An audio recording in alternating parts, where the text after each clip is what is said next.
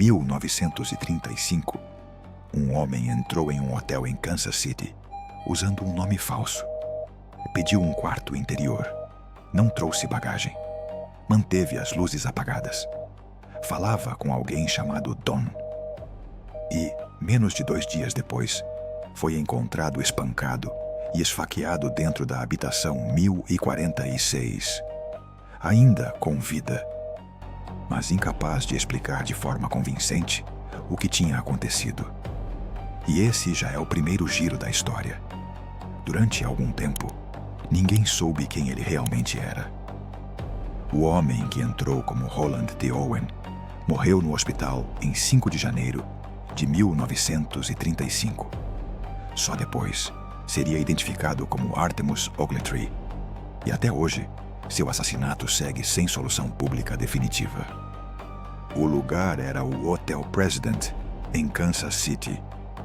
Na tarde de 2 de janeiro de 1935, o homem pediu um quarto interno em um andar alto e assinou o registro como Roland T. Owen, dando um endereço de Los Angeles que depois não seria confirmado. Ele estava bem vestido, usava sobretudo escuro, tinha uma cicatriz visível na cabeça, orelha de lutador ou boxeador. E quase nenhum pertence.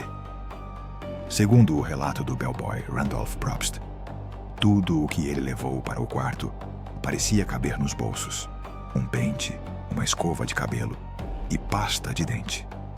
Nada de mala, nada de roupas extras, nada que combinasse com uma estadia normal. Desde o começo, ele parecia menos um hóspede comum e mais alguém tentando passar discretamente por um lugar onde não queria deixar rastro. Em muitos casos antigos, esse detalhe talvez não significasse tanto, mas aqui ele pesa. Porque quase tudo no comportamento dele parecia calculado para reduzir informação. Poucos objetos, pouca luz, pouca conversa, pouca permanência social. Como se o hotel fosse apenas um ponto de passagem ou um esconderijo temporário.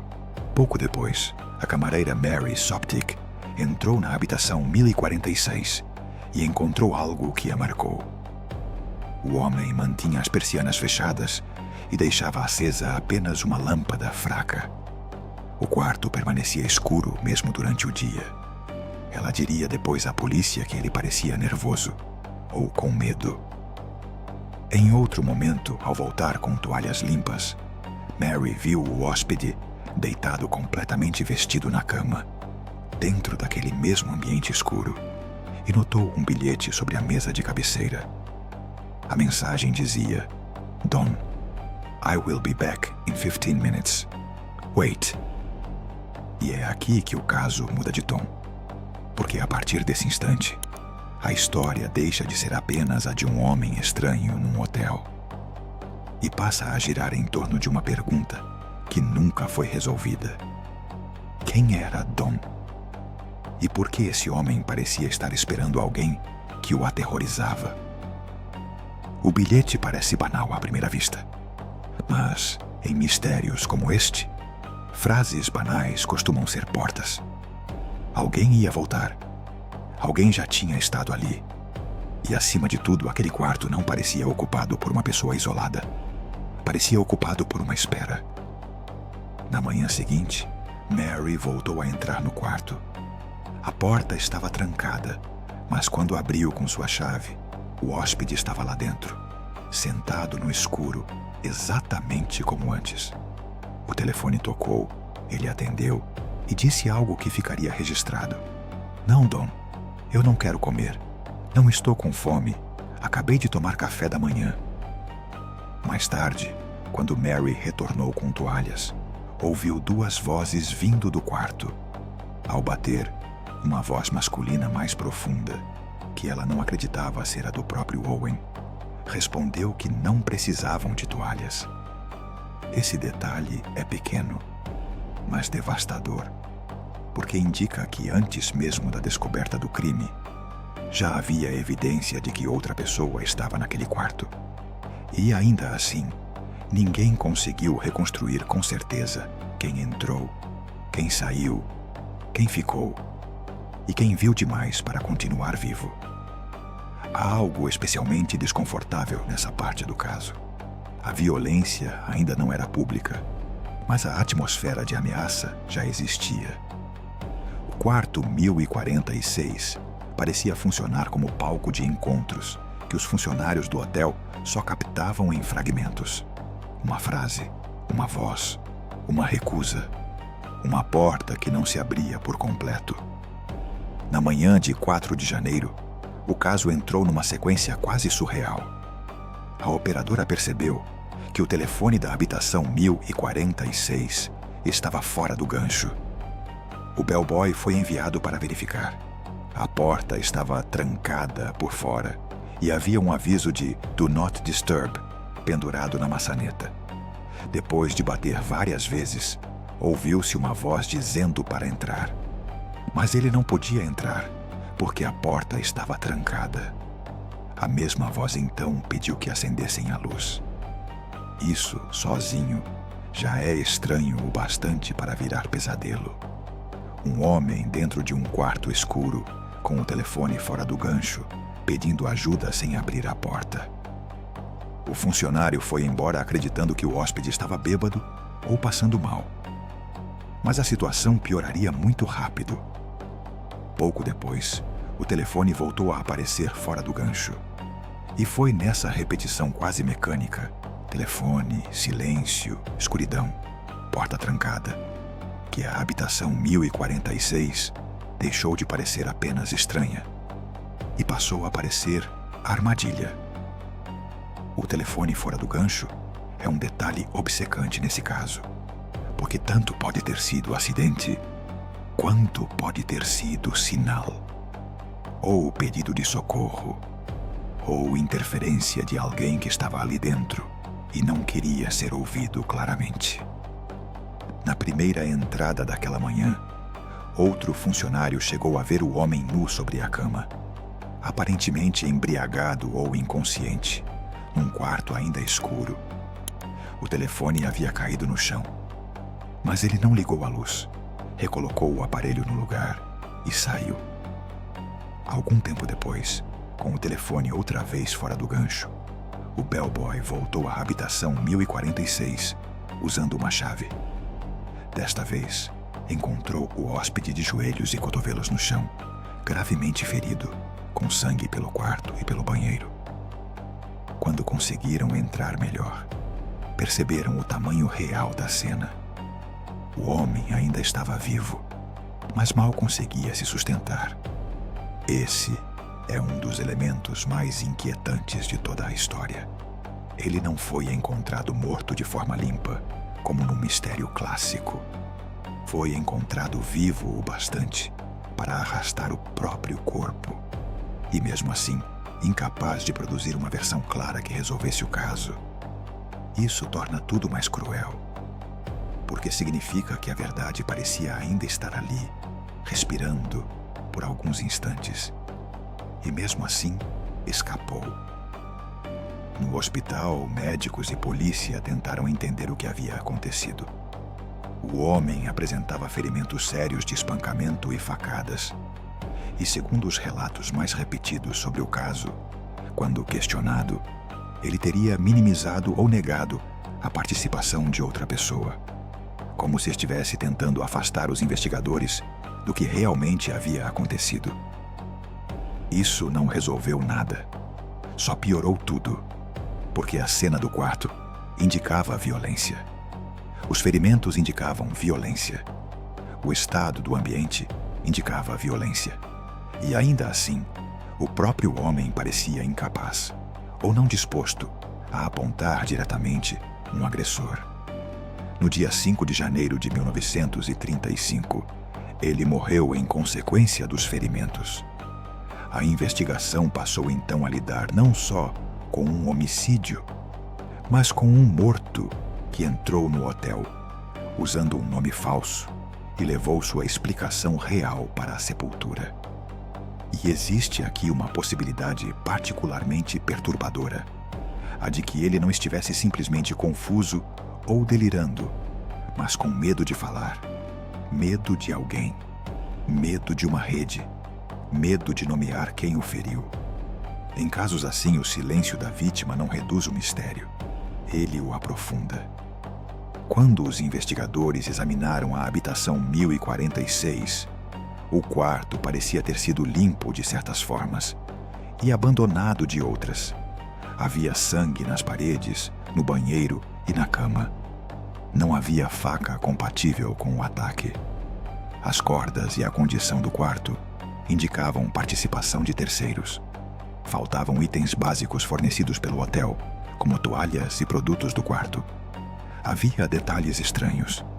Um cigarro não fumado, objetos pequenos, um frasco de ácido sulfúrico diluído, impressões digitais não identificadas no telefone. E quase nada ajudava a construir uma linha simples dos acontecimentos. O quarto não contava uma história linear. Contava fragmentos, como se alguém tivesse passado por ali deixando só o suficiente para provar que houve violência, e não o bastante para apontar com clareza quem a executou. Esse é um caso em que a cena do crime não parece apenas caótica, parece truncada, como se faltasse um capítulo inteiro entre a última noite normal e o momento em que ele foi encontrado morrendo. Muito rapidamente, a polícia percebeu que Roland T. Owen provavelmente não era seu nome verdadeiro. O endereço de Los Angeles não fechava. As tentativas de localizar parentes falharam. As impressões digitais foram enviadas às autoridades federais da época. Jornais começaram a publicar a história. E aí o caso ganhou uma nova camada de estranheza. Já não se tratava apenas de descobrir quem o matou. Era preciso descobrir quem ele era. E isso muda a natureza de qualquer crime. Porque quando o morto entra em cena usando uma identidade falsa, tudo o que vinha antes da morte já parece contaminado por fuga, segredo ou perseguição. Artemus Ogletree só seria identificado mais tarde quando sua família, no Alabama, reconheceu sua foto publicada nos jornais. Até lá, a vítima era quase tão misteriosa quanto o agressor.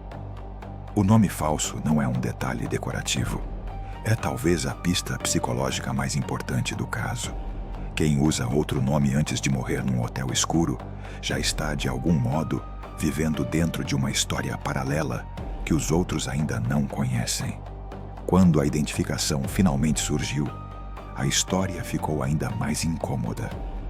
O homem da habitação 1046 era Artemus Ogletree, um jovem que havia saído de casa no Alabama no ano anterior, viajando em direção à Califórnia e mantendo contato com a família por cartas e pedidos de dinheiro. Isso significa que ele não apareceu do nada. Ele tinha passado, tinha nome, tinha origem. E ainda assim, terminou morto num hotel sob um alias, cercado por personagens obscuros como Dom, por telefonemas estranhos e por pistas que sugeriam que ele já vinha escondendo alguma coisa antes mesmo de entrar naquele quarto. Em muitos mistérios, identificar a vítima ilumina o caso. Aqui, identificar Artemus iluminou apenas o quanto sua trajetória final continuava escura. Pelo contrário, quanto mais se sabia sobre sua identidade real, mais desconfortável ficava o intervalo entre sua vida conhecida e seus últimos dias. Como se existisse um trecho inteiro de sua história ao qual nunca mais se teria acesso. Se a história terminasse na identificação, ela já seria estranha, mas não termina. Como não havia família presente em Kansas City, o corpo ficou durante um tempo sem destino claro. Então começaram a aparecer gestos anônimos. Dinheiro foi enviado para cobrir despesas do enterro. Flores foram pagas por alguém que não quis se identificar. Uma das mensagens associadas ao funeral trazia a assinatura Love Forever, Louise. E de repente, o caso passou a ter outra sombra. A de uma mulher, talvez real, talvez pseudônimo, que parecia saber mais do que dizia. O funeral aconteceu quase sem público, enquanto investigadores tentavam vigiar o túmulo para ver se alguém apareceria. Ninguém apareceu. Ou, pelo menos, ninguém apareceu de forma que resolvesse o enigma. E isso transforma a parte final da história em algo quase espectral.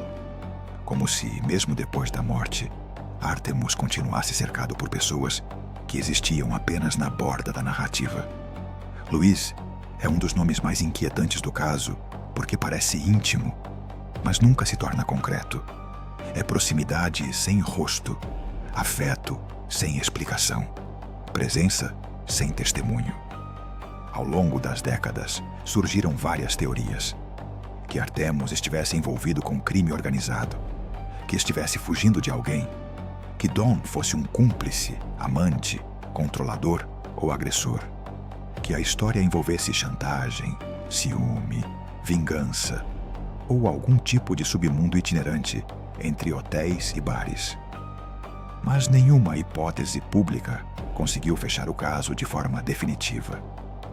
E talvez esse seja o motivo pelo qual a Habitação 1046 continua tão viva no imaginário. Porque ela parece uma história pronta para a solução e nunca entrega a peça final. Há um nome falso, há um quarto escuro, há telefonemas, há um bilhete, há uma segunda voz, há um homem encontrado morrendo, há uma identidade revelada tarde demais, há dinheiro anônimo para o funeral, há flores assinadas por Louise. Tudo parece apontar para uma rede de relações ocultas. Mas nenhuma delas ficou suficientemente visível para encerrar o caso. O caso parece prometer que, se você olhar só um pouco mais, tudo vai fazer sentido. E é exatamente por isso que ele prende tanto, porque nunca faz. O mistério da Habitação 1046 não assombra porque foi o mais sangrento, nem porque tenha a maior lista de suspeitos. Ele assombra porque parece incompleto de um jeito quase perfeito. Tudo nele sugere proximidade de resposta, como se a verdade estivesse a apenas uma conversa, uma confissão ou um nome a mais de distância. Mas ela nunca chega, e existe algo muito moderno nisso, mesmo sendo um caso de 1935. A sensação de que há uma narrativa oculta logo atrás da superfície, mas que todos os vestígios foram deixados em fragmentos. Um bilhete, uma chamada, um alias, uma assinatura floral. Um homem com medo, sentado no escuro, esperando alguém chamado Dawn. A Habitação 1046 é perturbadora porque não parece um enigma distante. Parece uma verdade quebrada. Perto o suficiente para ser tocada, longe demais para ser recomposta. E talvez essa seja sua força definitiva. Ela nos obriga a imaginar não apenas quem matou Artemus Ogletree, mas que tipo de vida secreta ele já estava vivendo antes de chegar àquele quarto. Então, o que aconteceu na Habitação 1046? Um jovem entrou num hotel usando um nome falso.